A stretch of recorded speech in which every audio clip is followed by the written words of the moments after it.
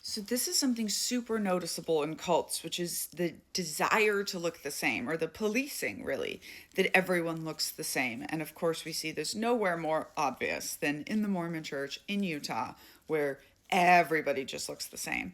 And I've talked about this in Culting of America, where we sometimes get confused and be like, well, it's not a uniform. Well, it doesn't have to be a uniform. In the Children of God religious cult, the cult that I was born and raised in and wrote this best-selling book about, you can get signed copies here. We didn't have uniforms, but it is a uniform appearance, right? In the US military, which is the second half of the book, where we do have uniforms, it is very much about not standing out, right? And you are supposed to look like a 6'2", white, blonde, blue eyed helicopter pilot. And if you look like that, his name is Mr. Knitting Cult Lady, he lives in my house, your career is going to be fine, even if 19 of those years were at war. But every demographic you are away from that, the more you are going to stand out, the harder your career is going to be, right? My career was harder than his career. A Black woman's career is harder than my career, right? Because she stands out more than I do, and I stand out more than he does. And this is the thing in cults, you are never supposed to stand out. And so people end up policing each other. And by the way, the term for when cult members police each other is one of my favorite terms in cult studies. It is called performative.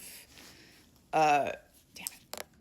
Just blanked on the term. Performative regulation, right? It's horizontal policing.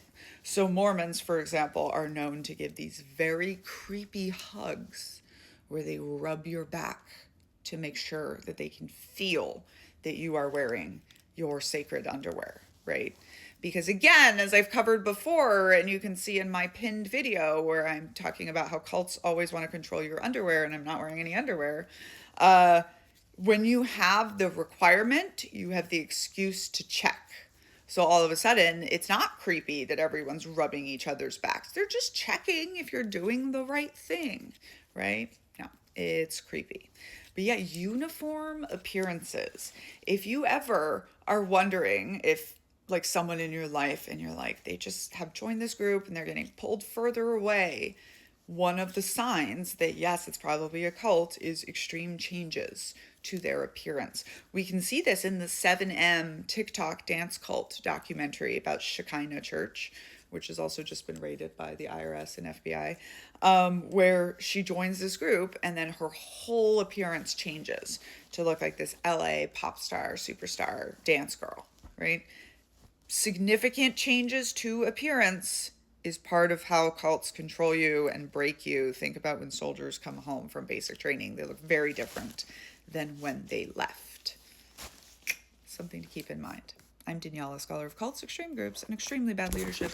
And you can also listen to me read Uncultured to you on Spotify Premium or anywhere else you get your audiobooks.